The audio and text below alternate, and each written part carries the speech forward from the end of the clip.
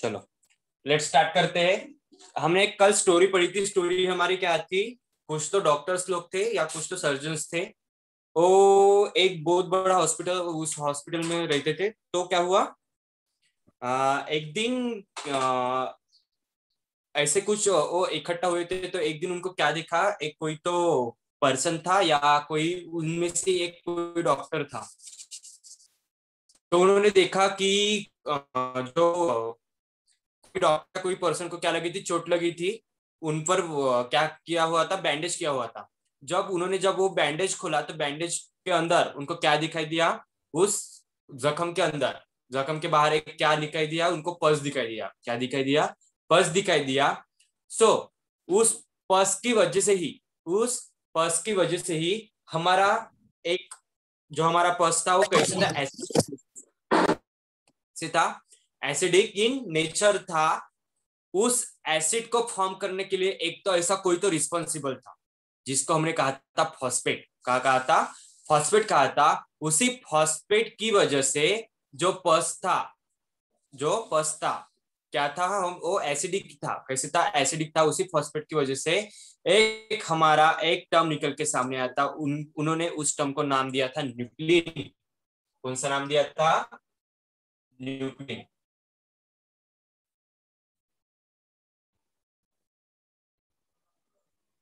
कौन सा नाम दिया था? न्यूक्लिन नाम दिया था। कौन सा नाम दिया था? न्यूक्लिन। सो अब बात करते हैं न्यूक्लिन।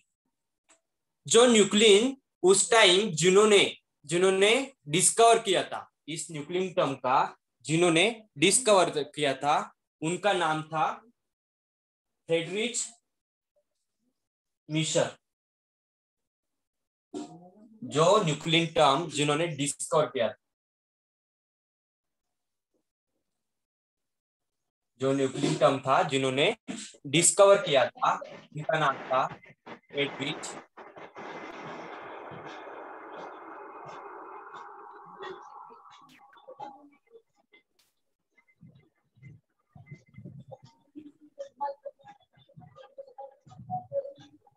कौन थे? Friedrich Miescher.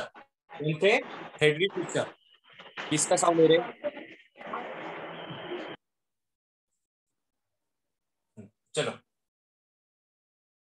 जिन्होंने उस पस को देखा था माइक्रोस्कोप के अंदर, जिन्होंने पस को देखा था माइक्रोस्कोप के अंदर, इसी की वजह से जो उन्होंने नाम दिया था न्यूक्लिन। क्या नाम दिया था? न्यूक्लिन। और न्यूक्लिन जिन्होंने डिस्कवर किया था उनका नाम था Friedrich Miescher. Direct direct question है, इंपॉर्टेंट क्वेश्चन, इंपॉर्टेंट क्वेश्चन है। जो किन्होंने जो न्यूक्लिन टर्म का जिन्होंने डिस्कवर किया था उनका नाम था फ्रेडरिच मिशर नाम था। और जिन्होंने इस टर्म का डिस्कवर किया था वो था 1869 में। कौन से ईयर में किया था? 1869 के ईयर में इन्होंने क्या किया था, उस न्यूक्लिन जो टर्म था उसको डिस्कवर किया था।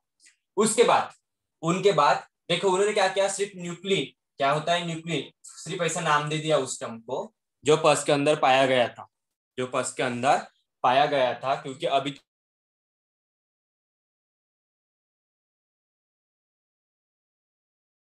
कुछ न्यूक्लिक एसिड होते हैं, क्या होते हैं, सिर्फ उन्होंने एक नाम दिए दिया न्यूक्लिन।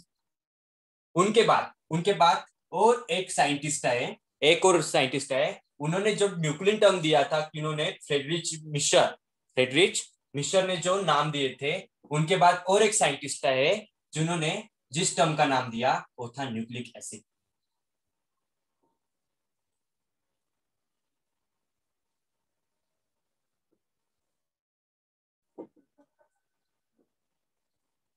कौन कौन सी टर्म थी वो? Nucleic acid term. Nucleic acid इस टर्म का नाम दिया, यानी कि उसका नामकरण किया। जैसे हमारे घर में अगर कोई भी छोटा बच्चा होता है, उसका हम क्या करते हैं, नामकरण करते हैं।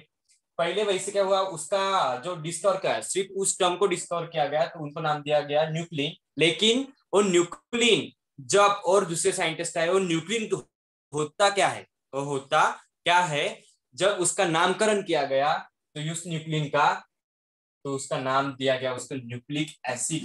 क्या नाम दिया गया? Nucleic acid. जो ये न्यूक्लिक एसिड जो नाम दिया था वो थे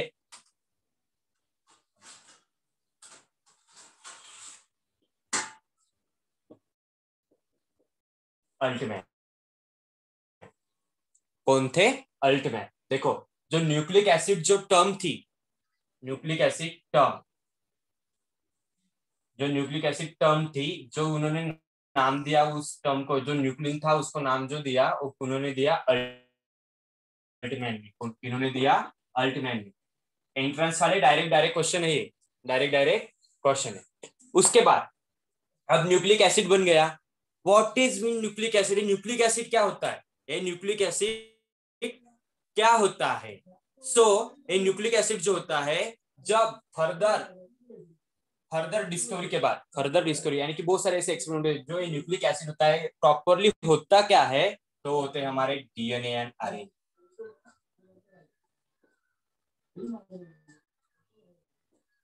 क्या होते हैं? वो हमारे होते हैं डीएनए एंड आरएनए। जो डीएनए एंड आरएनए जो टर्म दिया था, वो दिया था रेजी झारिच।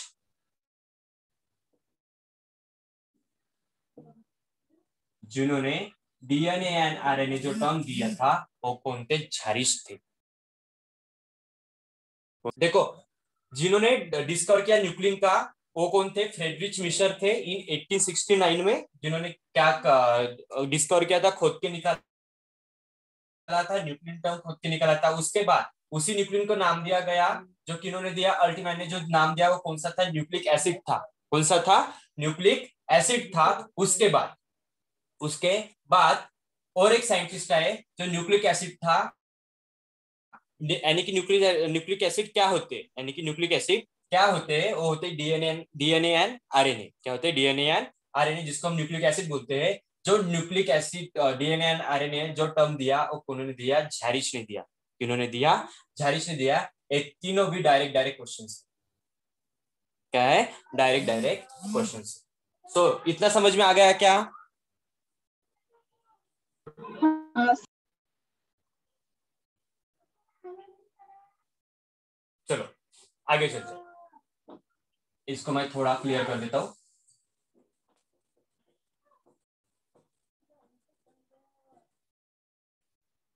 उसके बाद हमको न्यूक्लियोटाइड पता है।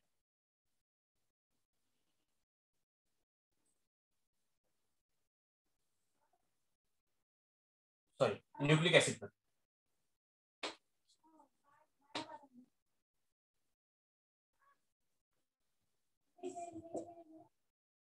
हमको न्यूक्लिक एसिड पता है। Nucleic acid there are two type. कितने टाइप होते हैं? टू टाइप होते हैं। एक होता है हमारा डीएनए, डीएनए, एंड सेकंड होता है आरएनए। किसका बना होता है? डीएनए एंड आरएनए होता है। सो जो ये डीएनए एंड आरएनए होते हैं, ये और कोई भी चीज से मेडअप ऑफ होते हैं, यानी कि बने हुए होते हैं। किस चीज से बने होते हैं? It is made up of, it is made बोलो था तो इट इज मेडअप ऑफ। देखो, अगर हम भी है, अगर हमारी बॉडी भी है, हमारी बॉडी भी किस चीज से बनी हुई होती है? बोलो।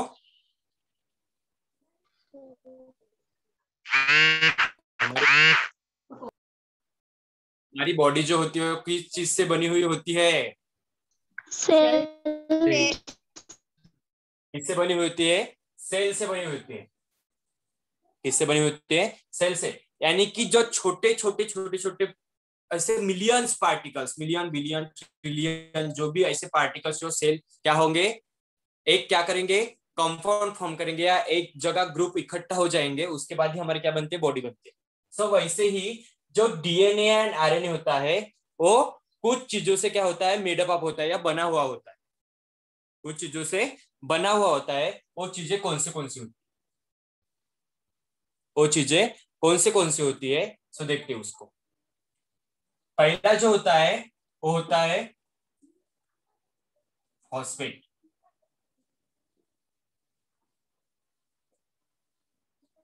एक जो होता है फॉस्फेट, दूसरा होता है हमारा शुगर, एंड थर्ड होता है नाइट्रोजनस बेसिस।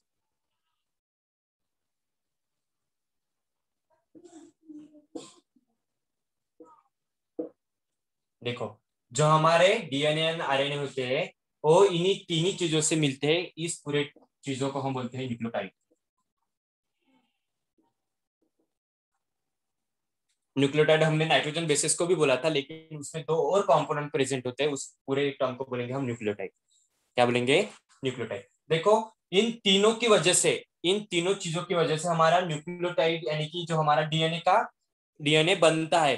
तो ऐसे न्यूक्लियोटाइड कितने सारे, इसको अगर ये बोलो, हमने इसको बोल दिया मोनोमर। क्या बोल दिया? मोनोमर। इन तीनों का एक ग्रुप, एक तीनों का एक ग्रुप, इसको अगर हमने बोल दिया ऐसे बहुत सारे ग्रुप, ऐसे बहुत सारे ग्रुप जिसको हम क्या बोलते हैं? पॉलीमर बोलते हैं। क्या बोलते हैं? ऐसे बहुत सारे ग्रुप जो कि हमारे न्यूक्लियोटाइड के बहुत सारे ग्रुप जिसको हम क्या बोलते हैं? पॉलीमर बोलते हैं। क्या बोलते हैं? पॉलीमर। यानी कि जो हमारा जो डीएनए होता है वो पॉलीमर से बना हुआ होता है। किससे? Polymer. Polymer nothing but the, ये जो होते हैं फॉस्फेट, शुगर, नाइट्रोजनस बेस, इसका जो पूरा मिक्सचर होता है उसको हम बोलेंगे एक मिक्सचर। क्या बोलेंगे? एक मिक्सचर। इसलिए उसको बोला था न्यूक्लियोटाइड, जो कि आगे ऐसे बहुत सारे न्यूक्लियोटाइड क्या होंगे? ग्रुप का फॉर्म करेंगे और हमारा क्या बनेगा? डीएनए एंड आरएनए बनेगा। क्या बनेगा? डीएनए एंड आरएनए बनेगा। सो इतना क्लियर हो गया अभी?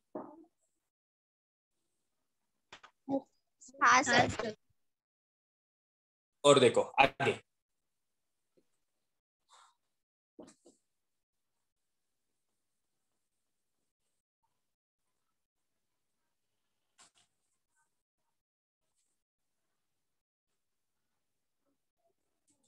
देखो जो हमारा जो शुगर होता है ना, यहाँ का जो हमारा शुगर होता है ना, वो होता है 5 कार्बन से बना हुआ होता है।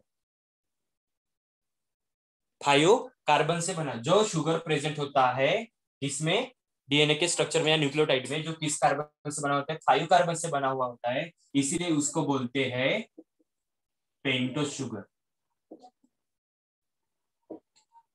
क्या बोलते हैं? इसलिए उसको क्या बोलते हैं? पेंटोस शुगर बोलते हैं। क्यों पेंटोस शुगर बोलते हैं? क्योंकि वो किससे बना होता है? किससे बना होता है? 5 कार्बन से। किससे बना होता है? 5 कार्बन से बना होता है, इसलिए उसको बोलते हैं पेंटोस शुगर बोलते हैं। और नाइट्रोजनस बेसिस आपको पता ही है। नाइट्रोजनस बेसिस आपको पता ही है कौन से होते हैं? Adenine, guanine, cytosine, thymine and uracil. There are 5 types. अगर बात की जाए तो डीएनए में adenine, guanine, cytosine and thymine.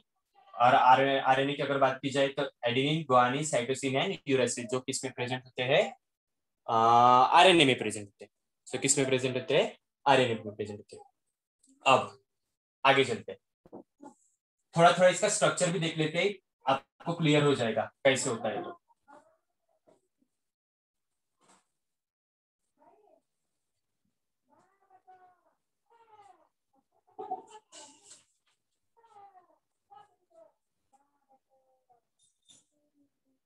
Structure of nucleotide. Structure of nucleotide, देखो थोड़ा थोड़ा स्ट्रक्चर देख लेते हैं न्यूक्लियोटाइड का कैसे होता है। It is made up of 3 component. कितने कंपोनेंट से बना हुआ होता है? कितने कंपोनेंट से बना होता है? 3। हाँ, 3 कंपोनेंट। कौन से होते हैं? बोलो। शुगर, फॉस्फेट, शुगर, हाँ, phosphate and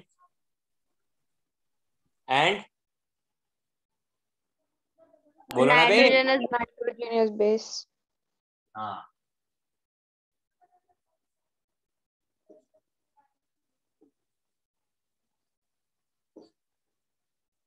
nitrogenous base. It is made up of 3 component. क्या होगा? Sugar, phosphate and nitrogen. Sugar, phosphate and nitrogenous bases. अगर बात की जाए शुगर की, अगर बात की जाए शुगर की, तो एक कौन से शुगर से बना होता है? Pentose sugar. Pentose sugar. देखो अगर इस शुगर के अगर स्ट्रक्चर की अगर बात की जाए तो लीनियर, आपको पता है लीनियर से आपने केमिस्ट्री में पढ़ा होगा, पता है आपको लीनियर चेन? पता है क्या? हाँ सर। लीनियर चेन यानी कि स्ट्रेट चेन। कैसी चेन? Straight chain. सो मैं यहाँ पर निकालता हूँ, देखो, एक carbon, 2 carbon, 3 carbon, 4 carbon and 5 carbon. 5 carbon, ऐसे 5 कार्बन की बनी हुई होती है। जो शुगर होता है वो पेंटोस शुगर क्यों बोलता है? जो किस चीज से बना होगा? 5 कार्बन से बना होगा। क्या होगा? 5 कार्बन से। इसको हम डिकोडिंग कर देते हैं। 1 number, 2 number, 3 number, 4 number and 5 number. 1 number, 2 number, 3 number and 4 number and 5 number. जो पेंटस शुगर होता है ना, जो शुगर होता है या पेंटोस शुगर होता है, वो क्या कर देता है? रिंग फॉर्म कर देता है। क्या फॉर्म कर देता है? रिंग फॉर्म कर देता है। तो किस में से रिंग फॉर्म कर देता है? कौन से नंबर के कार्बन में से वो रिंग फॉर्म कर देता है? तो वो होता है 1 नंबर और 4 नंबर के बीच में। कहां पर रिंग फॉर्म कर देता है वो? 1 नंबर और 4 नंबर के बीच में वो क्या कर देता है? रिंग फॉर्म कर देता है। पेंटोस शुगर यानी कि क्या बोलेंगे? 5 शुगर। क्या बोलेंगे? पेंटोस मींस क्या, कितने शुगर होते हैं? 5 शुगर है। देखते हैं अब इसका स्ट्रक्चर कैसे होता है। देखो, मैं ऐसा निकालता हूं। केमिस्ट्री में आपने स्ट्रक्चर पढ़े होंगे, पढ़े हुए ऐसे स्ट्रक्चर? पढ़े कि नहीं बे? पढ़ा सर। हाँ। पढ़ा। इसके बीच में होता है ओ। इसके बीच में होता है ओ। देखो, it is a pentose sugar. It is pentose sugar. जो यहाँ पर आपको कुछ, यहाँ पर ऐसे कुछ दिख रहे हैं ना, यहाँ पर, इसको हम बोलते हैं कार्बन। क्या बोलते हैं? कार्बन। सो देखो, 1 carbon, 2 carbon, 3 carbon, 4 carbon and 5 carbon, क्योंकि 5 कार्बन से बना हुआ होता है। तो देखो, यहाँ यहाँ से हम क्या करेंगे उसका, जो हम नंबर दिए थे ना, नंबर नंबर देखते हैं कहाँ से कहाँ आ जाएंगे, कैसे आते हैं नंबर देखेंगे।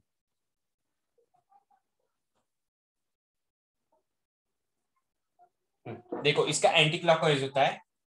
1 number, 2 number, 3 number, 4 number and एक जो होता है वो इससे बाहर निकलता है, बाहर रहता है। एक जो हमारा ग्रुप होगा वो क्या होगा?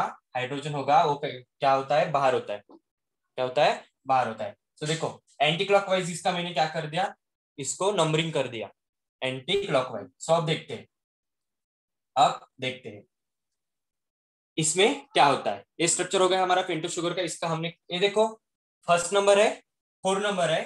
फर्स्ट एंड 4 क्या हो गए? फर्स्ट एंड 4 नंबर बाइंड हो गए। फर्स्ट एंड 4 नंबर ऐसे इन्होंने क्या कर दिया? रिंग स्ट्रक्चर फॉर्म कर दिया। एक क्या रह गया? बाकी रह गया है। एक क्या रह गया? बाकी रह गया। सो वो कहा जाएगा? बाहर जाएगा। कहा जाएगा? बाहर जाएगा। देखते हैं उस क्या होते हैं।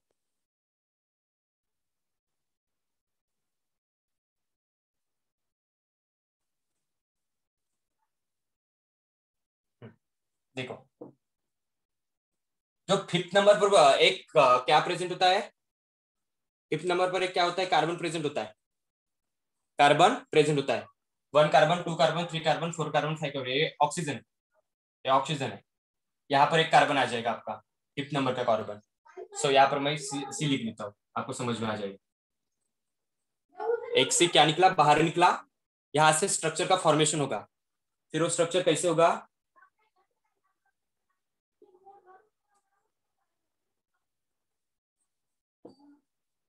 HOH2। ये जो ऊपर का ग्रुप होता है वो उसको कौन सा ग्रुप बोलते हैं? बोलो, देखो ध्यान से। ये जो ऊपर वाला ग्रुप होता है ना, इसको कौन सा ग्रुप बोलते हैं? केमिस्ट्री पढ़ी है ना आपने?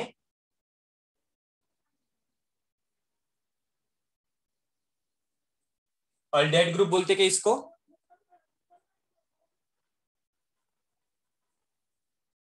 बोलते कह रहे? मेरी केमिस्ट्री उतनी स्ट्रांग नहीं है। कौन सा ग्रुप? अल्डिहाइड्स। हाँ, अल्डिहाइड। कौन सा ग्रुप बोलते हैं? अल्डेहाइड ग्रुप बोलते हैं। कौन सा ग्रुप बोलते हैं उसको? अल्डेहाइड ग्रुप बोलते हैं। सो जो फिफ्थ नंबर में होगा वो कौन सा ग्रुप प्रेजेंट हो जाएगा? इसमें अल्डेहाइड ग्रुप प्रेजेंट हो जाएगा। कौन सा ग्रुप प्रेजेंट हो जाएगा? अल्डेहाइड ग्रुप प्रेजेंट हो जाएगा। फिर इसके नीचे एक क्या हो गया? H। क्योंकि इसको क्या करना पड़ता है? कार्बन को क्या करना पड़ता है? बैलेंस सेटिस्फाइड करना पड़ता है ना? करना पड़ता है कि नहीं? वैलेंसी वैलेंसी पता है। हाँ सर। देखो, एक कार्बन ए हो गया, एक कार्बन ए हो गया। हाँ, कितने कार्बन होते, कार्बन के नंबर कितने होते हैं, कितने चाहिए होते हैं उसको? 4 चाहिए होते हैं ना सेटिस्फाई करने के हाँ लिए? चाहिए होते कि नहीं? हाँ सर। हाँ देखो, एक हाइड्रोजन यहाँ पर H2 है, यानी कि 2 हाइड्रोजन मीन्स 3 हाइड्रोजन, और ए वाला H यानी कि 4 हाइड्रोजन।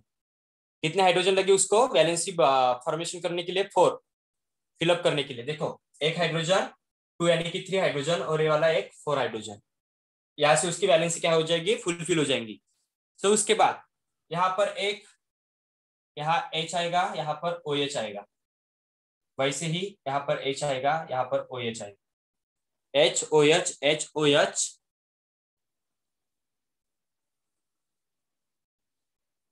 HOH। OH मीन्स क्या होता है? वाटर मॉलिक्यूल्स ना, हाइड्रोजन H2O। हाँ हाँ, HHO म्हणजे H2O H2O। सो देखो, ऐसा जो स्ट्रक्चर होता है ना, इसको बोलते हैं ribose sugar.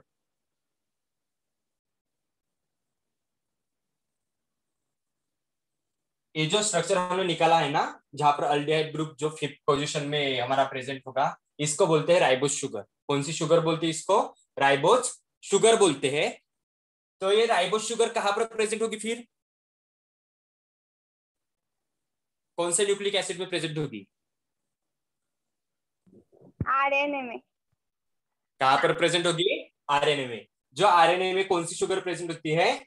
Ribose sugar present है, जिसका स्ट्रक्चर ऐसा होता है, जिसका स्ट्रक्चर ऐसे होता है। सो अब अगर बात की जाए डीएनए में, तो डीएनए में कौन सी शुगर प्रेजेंट होती है? डीऑक्सीराइबोज। कैसे होती है? डीऑक्सीराइबोज। डीऑक्सीराइबोज। सो देखते हैं उसका स्ट्रक्चर कैसा है। सेम ही होता है, लेकिन यहां पर से आपको एक ऑक्सीजन को हटाना पड़ता है, एक ऑक्सीजन को हटाना पड़ता है या रिमूव करना पड़ता है। देखो, सेम स्ट्रक्चर निकाल रहा हूं मैं।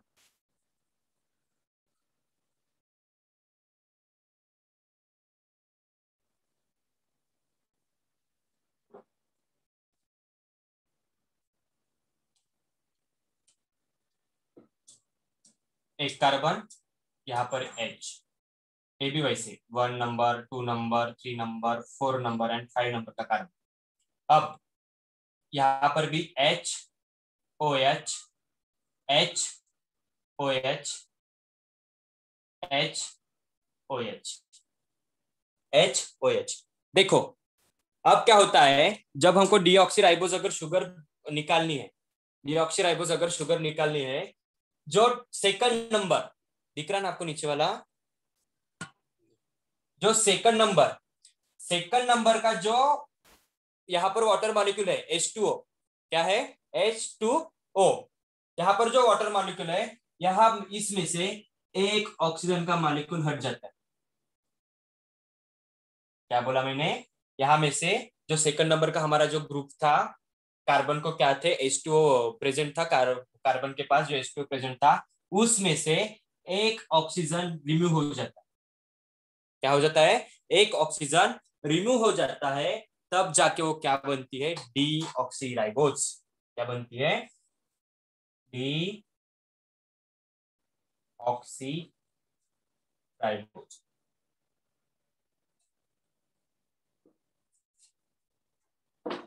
जो हमारा एक ऑक्सीजन था, जो हमारा सेकंड नंबर पे था, वो क्या हो जाता है? रिमूव हो जाता है। क्या हो जाता है? रिमूव हो जाता है। तो वो उस शुगर को हम बोलेंगे डीऑक्सीराइबोज शुगर बोलेंगे। क्या बोलेंगे? डीऑक्सीराइबोज शुगर बोलेंगे। अब मुझे बताइए, समझ में आया क्या? ये कन्फ्यूज हुआ? हाँ सर, समझा। हाँ सर हाँ समझा। फिर से बताइए। हाँ, फिर से बताओ। देखो, पेंटोस शुगर होती है, हमको पता है शुगर किससे बनी होती है? 5 कार्बन से बनी हुई होती है। क्या होती है? 5 कार्बन से बनी हुई होती है। हमने यहाँ पर लीनियर स्ट्रक्चर देखा, शुगर का लीनियर स्ट्रक्चर देखा। यहाँ पर जो 5th पोजीशन होते हैं, वहां पर अल्डिहाइड ग्रुप क्या हो जाता है? प्रेजेंट होता है। आपने वो मोनोसैकेराइड डाइसैकेराइड पढ़ा है क्या? कुछ तो आइडिया होगी। हाँ सर, बायोमोलिक्यूल्स में पढ़ा। हाँ, बायोमोलिक्यूल्स में है ना आपको कार्बन, नहीं सॉरी, कार्बोहाइड्रेट्स, प्रोटीन, लिपिड, जो भी कुछ सिचुएशन है वहां पर आपने पढ़ा होगा। शुगर, शुगर भी बहुत सारे शुगर पढ़े होंगे, अल्डोस, कीटोस, वैसे ग्रुप भी पढ़े सर होंगे। हमने नहीं पढ़ा, बोर्ड वालों को नहीं था वो चैप्टर। अच्छा, बोर्ड वालों को नहीं था क्या? तो देखते हैं। नहीं सर। मैं तो इसीलिए तो मैं पूरा स्ट्रक्चर लेके आया हूँ, नहीं तो आपको आपके बुक में ये वाला नहीं था, बोर्ड के बुक में ये वाला नहीं था, लेकिन मैं आपको कुछ भी नहीं समझेगा आगे का, इसलिए मैंने सब निकाला आपके लिए। तो चलो, यहाँ का जो फिफ्थ पोजीशन होता है वहां पर अल्डिहाइड ग्रुप प्रेजेंट हो जाता है। क्या रहता है? ऑब्वियसली प्रेजेंट ही रहता है जो शुगर है वहां पर। अब पेंटोस शुगर यानी कि कितने शुगर? 5 शुगर। जो फर्स्ट कार्बन होता है और फोर्थ कार्बन होता है, first carbon and fourth carbon होता है, उसमें क्या हो जाता है? बॉन्ड फॉर्मेशन हो जाता है, यानी कि रिंग फॉर्म कर देता है वो। क्या कर देता है? रिंग फॉर्म कर देता है। देखो यहाँ पर आपका एक आया, यहाँ पर 4 आया, इसमें से आपकी क्या हुई? रिंग का फॉर्मेशन हो गया। क्या हो गया? रिंग का फॉर्मेशन हो गया। सो हमारा जो स्ट्रक्चर बनता है CH2OH एंड H, HOH, आपकी केमिस्ट्री होगी, आपको पता होगा, क्योंकि कार्बन को क्या करना पड़ता है? वैलेंसी सेटिस्फाइड करना पड़ता है। सो यहाँ पर जो सेकंड नंबर पर होता है, देख लो यहाँ पर आपको, जब अगर आरएनए की बात की जाए, जो सेकंड नंबर पे होता है यहाँ पर OH प्रेजेंट हो जाता है। OH प्रेजेंट हो जाता है, इसलिए उसको बोलते हैं राइबोज। राइबोज शुगर बोलते हैं। और जो अगर डीएनए की बात की जाए, तो डीएनए में जो हमारा सेकंड पोजीशन होता है, स्ट्रक्चर वही रहता है। स्ट्रक्चर आरएनए डीएनए का स्ट्रक्चर वही रहता है जो हमारी शुगर होती है वो, लेकिन सिर्फ सेकंड पोजीशन का ओ होता है, वो क्या हो जाता है? रिमूव हो जाता है, यानी कि निकल जाता है। इसीलिए उसका स्ट्रक्चर बनेगा डीऑक्सीराइबोज। क्या बनेगा? डीऑक्सीराइबोज बनेगा। अब क्लियर हुआ?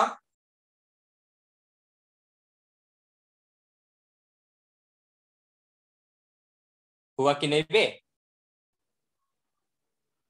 क्योंकि अब इसको ही हम पढ़ते रहेंगे ना तो अपना चैप्टर ही नहीं होगा, क्योंकि आपको इतना डीपली नहीं दिया हुआ है आपके बुक में, टेक्स्ट बुक में अगर बात की जाए तो इतना डीपली नहीं दिया हुआ है, लेकिन मैंने आपको बताया। लेकिन हम इसको अगर लेके चलते तो बहुत सारा हो जाएगा, क्योंकि हमको वहां पर अल्डोजेस, जो शुगर, कीटोजेस, सब वो पूरा केमिस्ट्री लाना पड़ेगा, बायोकेमिस्ट्री लाना पड़ेगा, और शुगर भी उसमें ऐड करनी पड़ेगी, तो बहुत सारा टाइम निकल जाएगा। तो सिर्फ इतना समझ लो कि राइबोस शुगर यानी शुगर का, जो राइबोस शुगर होता है उसका स्ट्रक्चर ऐसे होता है, और डीऑक्सी राइबोस शुगर का स्ट्रक्चर ऐसे होता है। इतना समझ लो। देखो टाइम भी निकल गया, बहुत सारा पढ़ाना था मुझे, लेकिन इसमें चला गया हमारा टाइम। उसके बाद जो हमारा फॉस्फेट ग्रुप होता है, फॉस्फेट फॉस्फेट का जो फार्मूला होता है सर H3PO। यस। एक क्वेश्चन, कल आपने बताया था कि न्यूक्लियोटाइड मतलब नाइट्रोजनियस बेस रहता है, तो फिर उसके 3 टाइप, शुगर, फॉस्फेट और नाइट्रोजनियस बेस कैसे होंगे? देखो क्लियर करता हूं मैं उसको, मुझे लगा है कि आपकी कंफ्यूजन हो गया।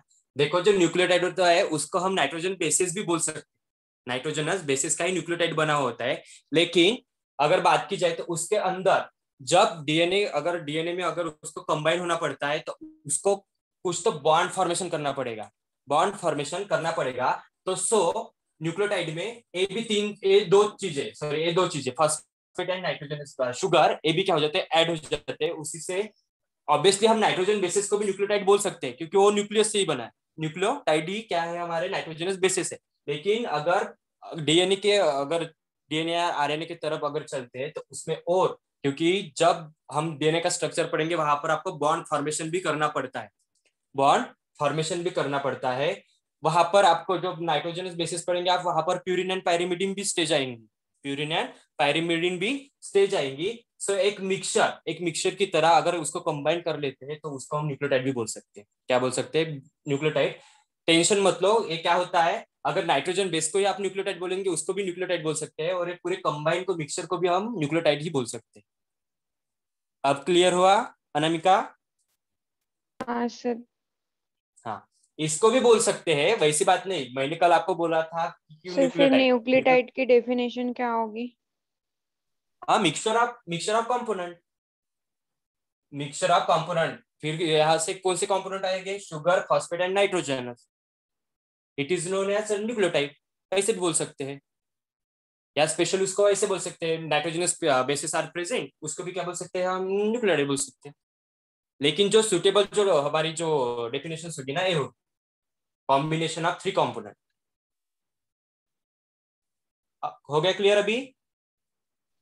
हाँ सर। हाँ चलो, फॉस्फेट, फॉस्फेट जो ग्रुप होगा वो कैसे होता है, फॉस्फेट ग्रुप H3PO4, H3PO4। सो अगर इसके स्ट्रक्चर की अगर बात की जाए तो ऐसे होता है, बीच में P आएगा, बीच में P आएगा और ऊपर एक H होगा, एक H होगा। देखो अब यहां पर कितने हाइड्रोजन है, 3 हाइड्रोजन है, वो कितने, 4 है, वो कितने हैं, 4 है। तो देखो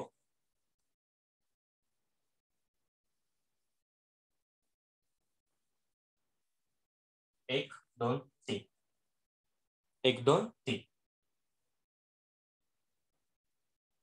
यहाँ पर O आ जाएगा क्योंकि 3 हाइड्रोजन, 4 हाइड्रोजन है, सॉरी 4 O है। देखो OH, एक 3 वाला एक, एक OH, एक को यहाँ निकल गया, एक को यहाँ निकल गया। देखो 1 2 3 4, 4 O हो गए हमारे, और जो हमारा H हो गए, वो H कितने थे, 3 थे, 1 2 3, कितने H हो गए, 1 2 3। ये स्ट्रक्चर है फॉस्फेट का, इसका स्ट्रक्चर है फॉस्फेट का। इसी फॉस्फेट के कारण, इसी फॉस्फेट के कारण हमारा जो डीएनए होता है वो निगेटिवली चार्ज होता है।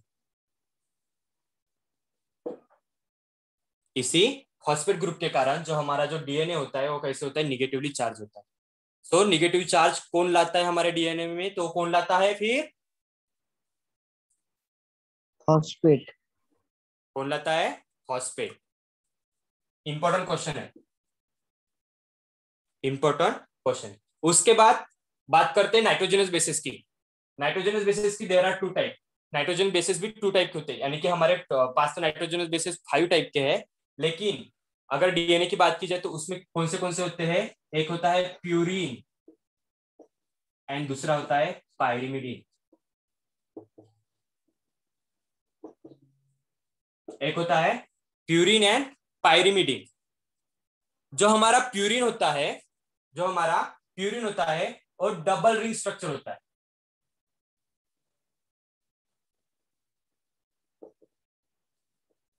एक ऐसे होता है डबल रिंग स्ट्रक्चर होता है, और जो पायरिमिडीन होता है वो सिंगल रिंग स्ट्रक्चर होता है। सिंगल रिंग सर स्ट्रक्चर उधर में, का दिख रहा नहीं। हाँ देखो, प्यूरिन जो होगा वो डबल रिंग स्ट्रक्चर होगा, पायरिमिडीन होगा वो सिंगल रिंग स्ट्रक्चर होगा।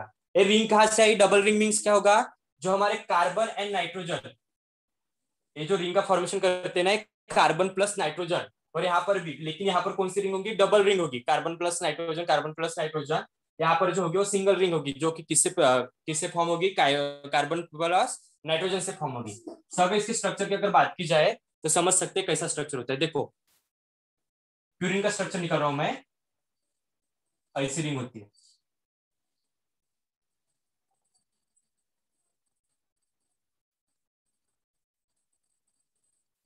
एक रिंग होती है वो हेक्सो रिंग होती है, और दूसरी होती है वो पेंटोज रिंग होती है, ऐसी। और वही अगर बात की जाए, यहाँ पर जो डॉट डॉट दिख रहे हैं ना आपको, यहाँ पर कार्बन प्रेजेंट होते हैं, क्या प्रेजेंट होते हैं, कार्बन प्रेजेंट होते हैं।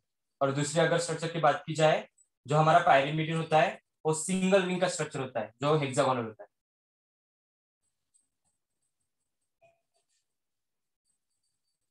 हेक्सागोनल रिंग का स्ट्रक्चर होता है। देखो प्यूरिन जो होता है डबल रिंग स्ट्रक्चर होता है, एक हेक्सागन एंड पेंटागन से बनी हुई होती है, और दूसरा जो होता है हमारा हेक्सागन से बनी हुई होती है। क्या होती है, हेक्सागन से बनी हुई होती है।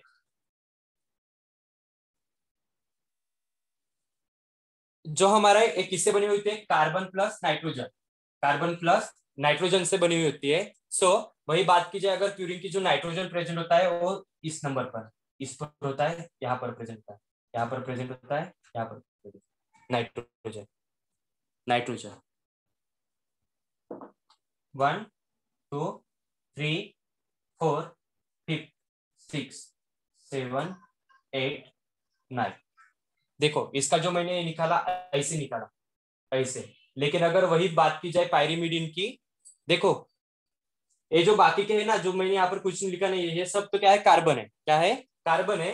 सिर्फ मैंने यहाँ पर कार्बन प्लस नाइट्रोजन भी देखा है, जो कौन से पोजीशन पे है, first position, 3 position, 7 position and 9 position में क्या है, हमारे नाइट्रोजन प्रेजेंट है। वही बात अगर की जाए पायरीमिडीन की, पायरीमिडीन की अगर बात की जाए तो उसका जो सीक्वेंस होता है वो नीचे से चालू होता है, 1 2 3 4 5 6, 1 2 3 5 6 जो नाइट्रोजन प्रेजेंट होते हैं वो 3 पोजीशन एंड फर्स्ट पोजीशन। वही फंडा है जो हमने पहले रिंग में देखा था, फर्स्ट पोजीशन एंड 3 पोजीशन में जो हमारे नाइट्रोजन प्रेजेंट थे। वही अगर पायरीमिडीन की बात की जाए तो एन एंड एन जो फर्स्ट पोजीशन एंड 3 पोजीशन में। इतना सारा आपको दिया नहीं है, लेकिन वो किनको दिया हुआ है, एंट्रेंस वालों को दिया हुआ है, सो इसलिए मैंने आपको इतना सारा पोचड़ा बताया ये वाला। सो अब चलते, ये समझ में आया? लिख लिया क्या? ये लिख लिया क्या? हाँ सर। हाँ देखो, सॉरी क्या बोलेंगे, बोर्ड वाले सिर्फ इतना याद रखो कि जो हमारे नाइट्रोजनस बेसिस होते हैं ना, वो 2 टाइप के होते हैं। एक होता है प्यूरिन एंड पायरीमिडीन। अब जब हम स्ट्रक्चर की तरफ चलने ही वाले, जब हम स्ट्रक्चर देखेंगे ना, आपको समझ में आ जाएगा ये सब क्या होता है, ये सब क्या होता है। चलो मैं इसको क्लियर कर देता हूँ।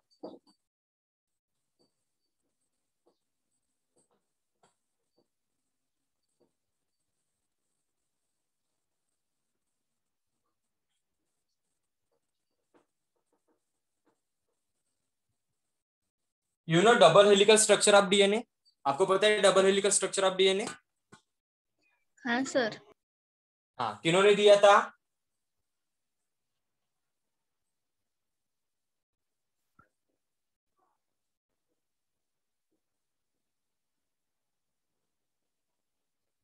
सर शायद वैटसन एंड क्रिक। किन्होंने दिया था? सर कंफर्म नहीं हूँ पर शायद वैटसन और क्रिक। राइट है, वैटसन एंड क्रिक। देखो हम जो स्ट्रक्चर पढ़ते हैं ना डीएनए का, वो डबल हेलिकल स्ट्रक्चर है। कौन सा स्ट्रक्चर है? डबल हेलिकल स्ट्रक्चर है, जो कि किस चीज से बना हुआ होता है? पॉलीपेप्टाइड चेन से बना हुआ होता है।